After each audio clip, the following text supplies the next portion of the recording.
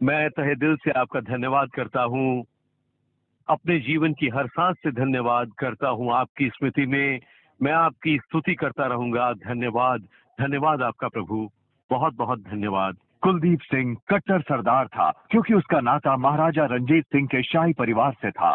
उसकी केवल एक ही इच्छा थी कि वो सिक्खी की सेवा करे।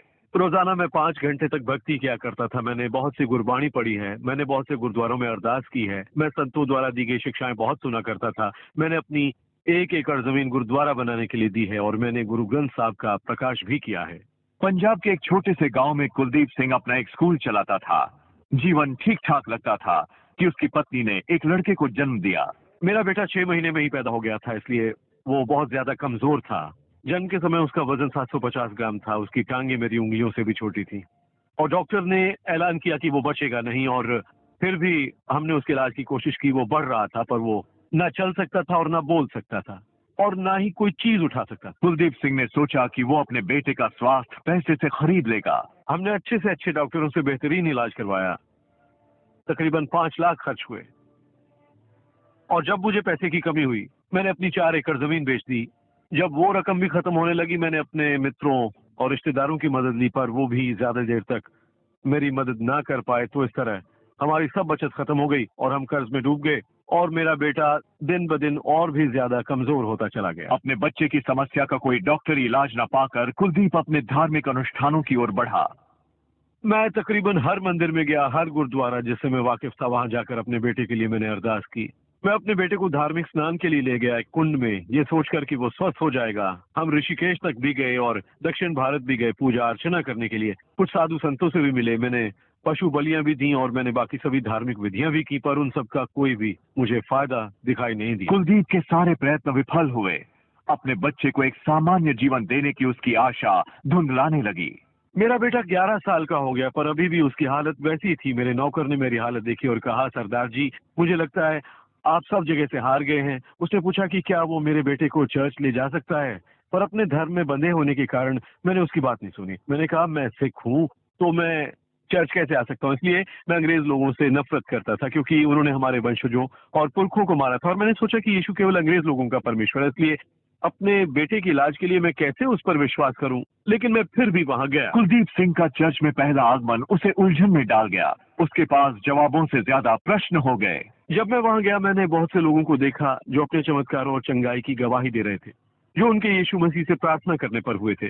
बाद में मेरा नौकर मेरे बच्चे को पास्टर के पास लेकर गया जिसने यीशु के नाम पर उसके लिए प्रार्थना की और फिर मैंने वो संदेश सुना जो पास्टर दे रहे थे, जिसमें उन्होंने एक पंक्ति का हवाला दिया ये कहते हुए, धार्मिक मजबूरियां परमेश्वर से अलग करती हैं। पर मैं सोचता था कि यदि आपको परमेश्वर के साथ होना है तो आपको धार्मिक होना पड़ेगा। तो आप ये कैसे कह सकते हैं। इस पंक्ति ने मुझे बहुत असमंजस में डाल दिया, पर मैंने सोचा कि इसका जरूर कोई ना कोई अर्थ होगा। तो मैंने एक किताब खरीदी, प्रिपरेशन फॉर हेवन, और एक बाइबल। मैं उन्हें घर ले गया और उसे घर जाकर पढ़ा। कुलदीप ने वो किताब और बाइबल पढ़नी शुरू की। उस कथन को समझने के प्रयत्न में धार्मिक मजबूरियां परमेश्वर से अलगाव है।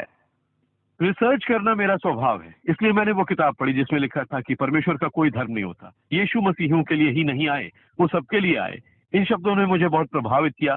जब मैंने बाइबल पढ़ी तो मुझे पता चला कि ये बहुत ही अलग थी। इसमें कहानियां थी और व्यवहारिक मूल्य थे जो दूसरे धार्मिक ग्रंथों में नहीं थे। मुझे अपने दिल में कुछ शांति मिली जो मुझे पहले कभी नहीं मिली थी। इसलिए मैं स्पष्ट था, साफ साफ जान गया था उन शब्दों को और मैं सचमुच जान गया था कि मैं धर्म में जकड़ा हुआ था। वो सभी विधियां जो मैं कर रहा था वो बस औपचारिक थी, उनसे मुझे कुछ नहीं मिला। इसलिए यीशु के प्रति मेरी सोच धीरे धीरे बदलने लगी। चर्च में आने के 4 सप्ताह बाद कुलदीप सिंह ये देखकर आश्चर्यचकित रह गया कि उसके बेटे की हालत बिल्कुल बदल गई है। मैंने एक चिल्लाहट सुनी ये कहते हुए, पापा। और जब मैंने देखा कि वो हरमन था मेरा बेटा, तो मैं विश्वास नहीं कर सका। ये लड़का जो 11 साल से चल नहीं सकता था, बोल नहीं सकता था, अचानक खड़ा था और चिल्ला रहा था। मैं ये चमत्कार देखकर हैरान रह गया। मैं आपको बता नहीं सकता कि वो खुशी का जज्बा जो मुझे महसूस हुआ।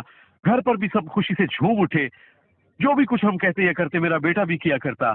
हम चकित रह गए थे ये देखकर कि वो सभी क्रियाएं कर रहा था।